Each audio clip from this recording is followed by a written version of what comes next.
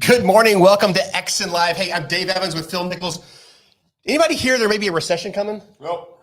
Everything's great. Everything's fine. Nothing to see here. We're all good. Hey, let's be honest as business owners. Look, things are changing rapidly. And if you want to be successful, we're going to talk about our little paper we have here called the 9 Reasons Your Business Will Fail. Sorry. I guess Phil's watching us while we're on. That's odd. We got a monitor in front of us. That's fun. Share. We got 9 reasons your business will fail today, but it's not only will fail, but how do you operate inside the recession and grow your business? Because there's going to be a lot of people that are pulling back. And this is an opportunity for businesses that are ready to step on the gas and understand what they're dealing with. So you ready to talk about 9 reasons your business will fail? Yeah. So let's start with number 1, product market fit. Now I'm going to explain what this means. Right now, your product is for a certain market.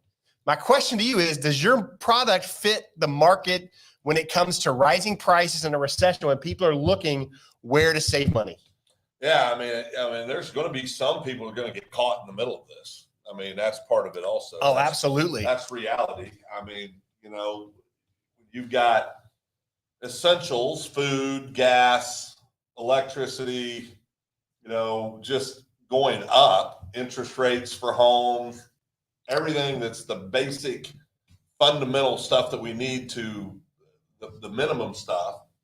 When all of that's been going up drastically, I think where you're going to see a lot of stuff take a hit is going to be in those things that aren't necessarily essential. So you need to position your product as much as you can as a need rather than a want. I don't need a 30-foot pontoon boat. Right. But we looked at some really nice ones last week. Boy, didn't we? They were nice. I gotta get to them. They were nice, yeah. They were nice. So if you're a want thing and not a need thing, think about how you position yourself as, I know money's tight right now for the pontoon boat, and I know you're stressed out, and I don't want you to die. So if you're spending time on the lake, I've shown proves to reduce stress. Yeah. And maybe this is something you need for your well-being. I think it's also about knowing your audience. Yep. Right? I mean, I think where it's going to hurt. I was just at a chamber event this morning. Dave was at one chamber event. I was down at another one yet, Francis Tuttle. And the gentleman who was hosting the chamber event I was at has been in the real estate business for over 40 years. And he started telling stories about, in 1981, he said we had hundreds of listings and interest rates were 19.25%. We got a loan of 17%, Phil. I remember very well. My parents stressing out all the time. Yep. So everything's relevant, kids. What we think is horrible. Many people laugh at that. I mean, I hear these youngsters talking about how horrible 6.25 or 6.5 interest rates are for homes. And I start laughing because I'm like, good Lord. I mean, okay. Well, and again, perspective is amazing. And I think this is a good point. And Phil brings up a great point and leads into the second reason your business is going to fail. Yeah. You're going to run out of cash. Yeah. So if you don't have a war chest built right now, I would really accelerate that process, because I'm Dave Evans's opinion. I'm not a financial advisor. I am not that, but I am a student of numbers. Ask Phil. You're tight. And my guess is we're going to see a couple more pretty big interest rates. Yeah. Which is going to provide opportunities if you're ready to position your cash when those interest rates come up. Yeah. I spoke with a banker today talking about, what investment opportunities are there in the banking system that are safe right now. And we talked about back in the day, in the 80s, you were getting 12% on a 6-month CD, guaranteed cash every 6 months. You're getting more than that. Yes, you were at times. I mean, it was insane. So learn from the past, put some cash back, and when those opportunities arise where you can put some away and have a guaranteed income of cash you can get to when you need it, I would take an opportunity to look at that so you don't run out of cash, but more importantly, manage cash flow. Well, yeah, you got to, and what that really means usually is you got to adjust some things in your life. The stuff we're talking about, that applies to some people, obviously business owners, folks like that, which is our target. But let's talk a little bit about just common everyday people, right? Which most of us fall into that category. The reality is if food costs you $400 a month more now than it did, then you feel that. The reality is that putting gas in your vehicles costs you $400 more a month than it did. You feel that. The reality is, if air conditioning's costing you $400 more a month, yeah. And so most people don't have the ability to go out and stuff a bunch of cash away immediately, especially when times are already tight. that ship's kind of already sailed. So what usually ends up happening, and this applies to business because most businesses weren't ahead of this cycle, right? Nope. Most of them aren't. They were living large, man. They were flying Leo's barbecue down to the oil rigs. That's right. Flying barbecue into the oil rigs. But what you're going to have to do is adjust the way you spend to align with your expenses, or I should say adjust the way you live to align with your expenses. And that's personal pain. And that's why a lot of people don't do it. The people who are willing and are able to do that, we're all capable of doing it. But the people who are able to execute that strategy will be fine. The people that are not will struggle. Many will end up in a bad situation. But if you're used to being able to go buy kind of what you want when you want because you had enough extra disposable income and now you can't, you'll have to adjust some things. You're going to find yourself in a bad. And businesses are the same way. Beans and cornbread. Businesses are 100% the same way. I mean, so you got to listen, and that's true. Rule number one in all business: you got to live within your means. I mean, we know businesses that are very successful, that don't have a huge top line and have a very healthy bottom line. Yep. That are much more truly profitable and real money than companies that have a top line that's 10, 20, 30 times what their top line is, but their bottom line, they're running so efficiently and so correctly, that they make more money than these companies that are running 100% huge top lines. They found and discipline. And part of that's number 3, the reason you're going to fail. Yep. You have the wrong team. Yeah.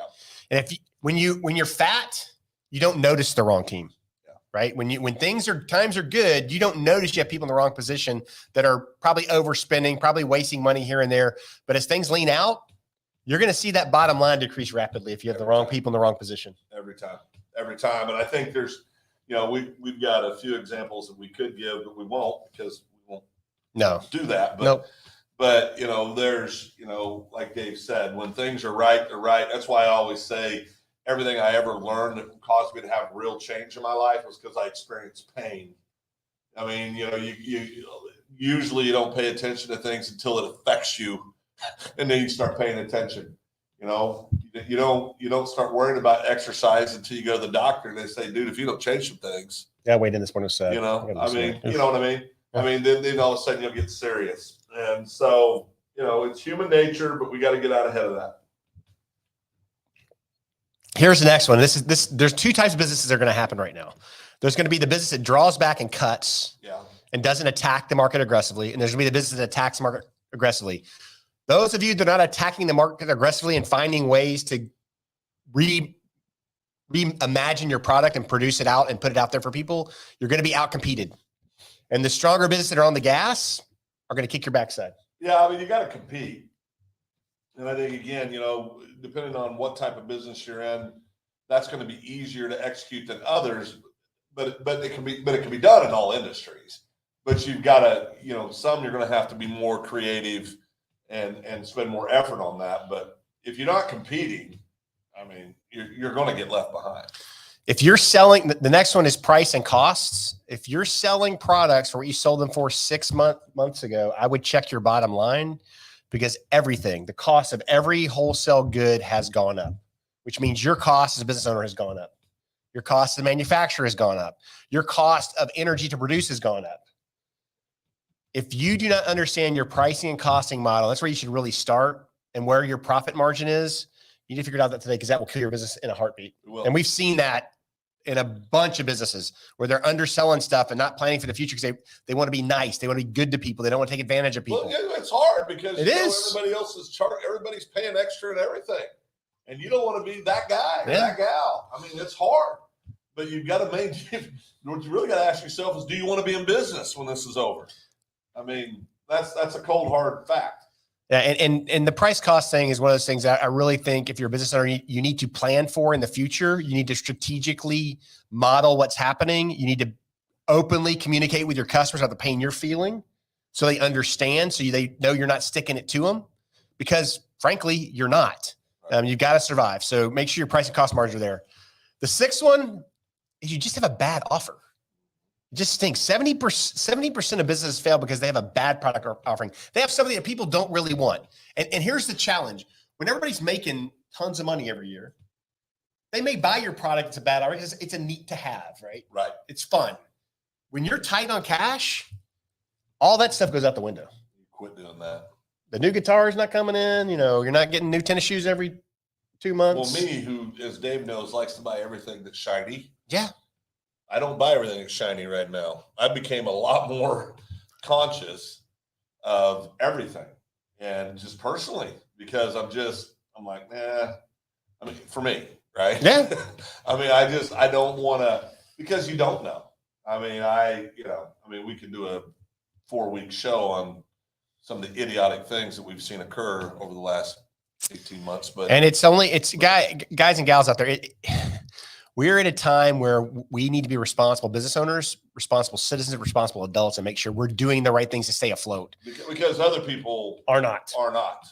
They're doing the opposite to affect businesses. The seventh one, and you can't fix. I mean, if you have a bad business model, you have a bad business model. Right.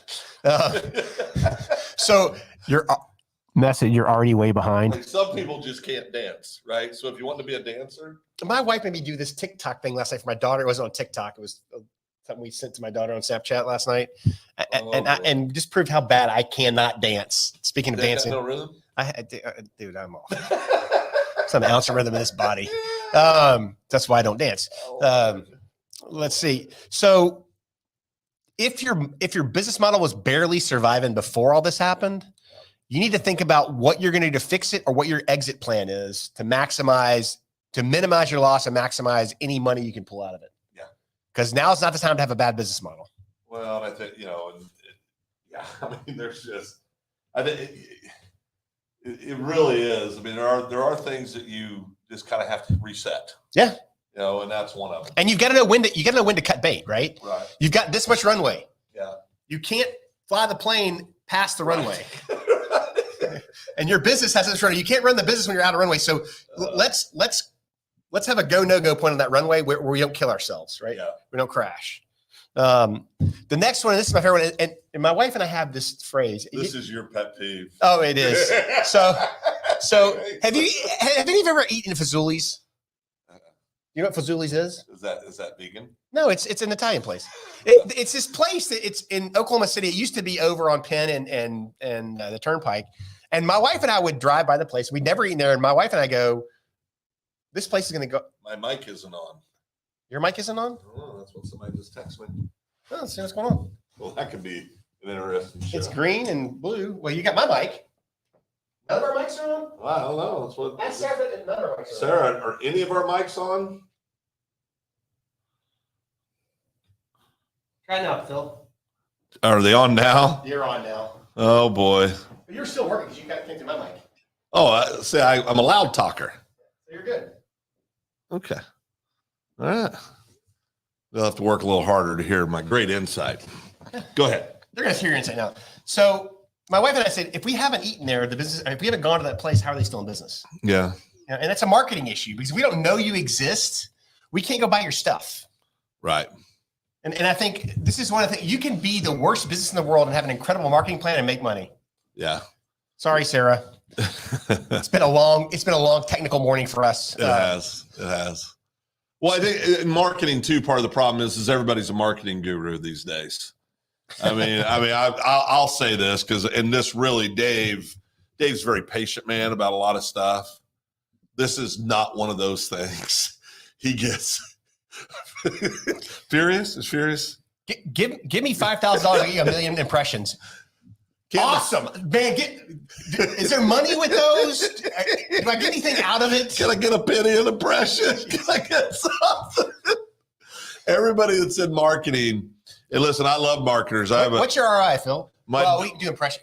Well, we can't really. It's really impossible for us to measure what our real ROI is, Dave. Can we get any leads? Well, I don't know. I mean, it's hard for me to guarantee that. I mean, so it's, listen, we could say what we want. This is why I still believe, should you do marketing? Sure, you should. What I'm encouraging people to do is do smart marketing. Don't just run out there and throw a bunch of money at an ad agency because there's good ad agencies. There's good marketing firms out there. You have to ask the right questions. Correct. And we were just in meetings a couple weeks ago with two very good. two very good firms. You know, but you cannot, and this is a key thing. Do not buy into this crap that you're going to go spend a bunch of money and all of a sudden your phone's going to ring off the hook because you've got this marketing firm doing it, because then they're going to come back and say, well, you know, you really got to stick with this for 12 months to get any real results. And you're sitting there going, well, good God, I'll be out of business in 12 months. Yeah. The big thing thing on marketing on this, and Phil's right, is this: I'm going to pay this much to get this many leads. It's ridiculous. And you need to know that number. And of those leads, I'm going to convert this many of those. So the cost per acquisition of customer is X. Oh. If you can get that number figured out in the marketing ways, you're going to be okay, because you're going to know what you can and can't spend, and you're going to know what the end result is. There are very few companies, especially small businesses, that understand that and execute on that. We talked to a gentleman yesterday that had a customer of his that said that he had bought 1,000 leads from a lead provider and didn't close one deal. Didn't close one deal, not one deal. 1,000 leads. Me and that lead provider would be having a chat. I mean, that's now listen, there's always, what, I can't read that. What'd you say? Sarah said, apparently Sarah's eating Fazoli's, and the bomb. Sarah, I hate to tell you, the one on Penn and Turnpike just closed. Oh, so I was sad because I never eaten there, but I will go eat breadsticks there if I see another one, because I love breadsticks too. Don't need them, but love them. But you know, you've got to be smart with your money. You got to understand what's in your budget, and then you got to create a marketing plan that fits your budget. You know, you can't fit your budget to a marketing plan. You got to fit it. You got to fit your marketing plan to your budget where it sits today. And one of the things about marketing that I want to be very clear about, we've all gotten used to sending emails to everybody and going on LinkedIn and looking at people. Look, if you send me a note on LinkedIn to buy something the first time you meet me, I'm gonna shut you down. You're done. Selling and building your business is about building relationships in a know, like, and trust fashion. And you should not forget that in your marketing messages. When you're trying to connect your business to your ideal client, you need to be their friend. You need to be their confidant. You need to show them how you're improving their life and making it better, solving a problem for them, which brings us to number 9. Yep. The last thing that will make your business fail is ignoring your customers. What? Now, I will tell you, the biggest place that I've seen challenges with this in my personal life is in trade industries. Yeah. Something happens, something doesn't go right. You make a phone call, nobody answers. Oh. Right. I'm dealing with this right now with a book publisher.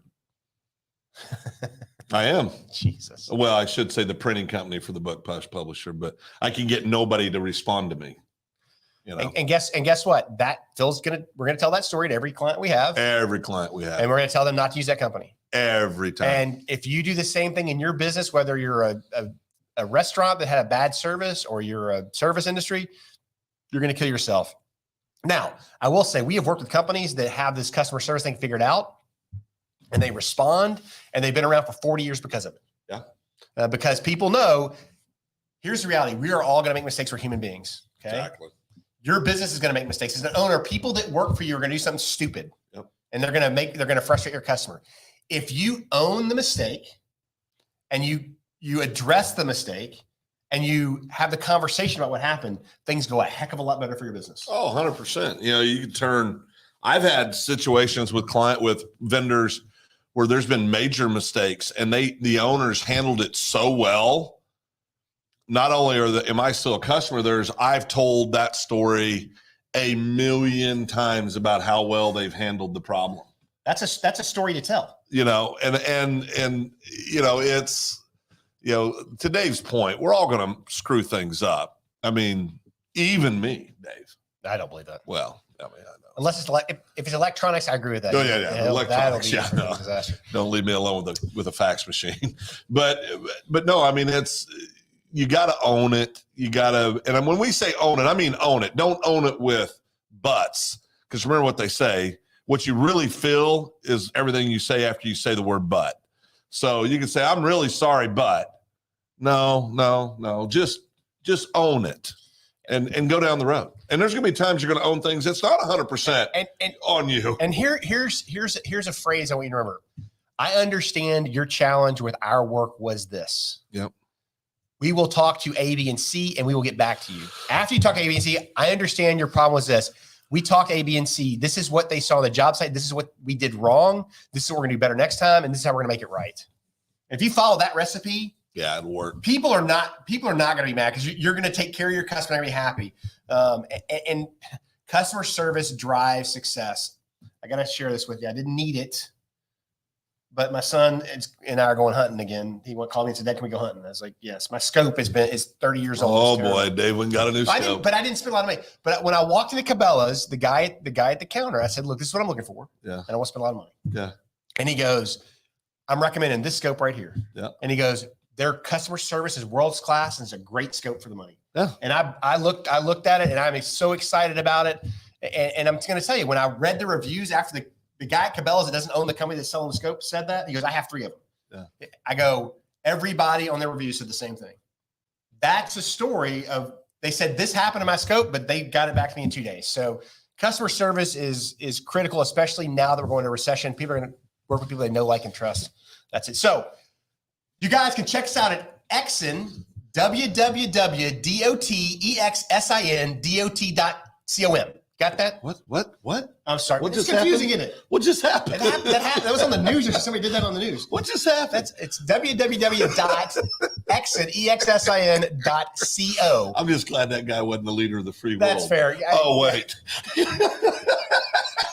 Sorry, I had to make a joke that's funny. And I'm not being political. I'm just being I'm glad we're going ahead and releasing another 100 million barrels of our strategic reserve in oil, too. That'll be great for everybody. We're glad November's over. Hey, guess what? Stop wasting time. Stop wasting money. Start building a more productive team. And listen to your gut. Seriously, use right. common sense. Do what's right. We're Dave and Phil with EXSIN, and we are out of here.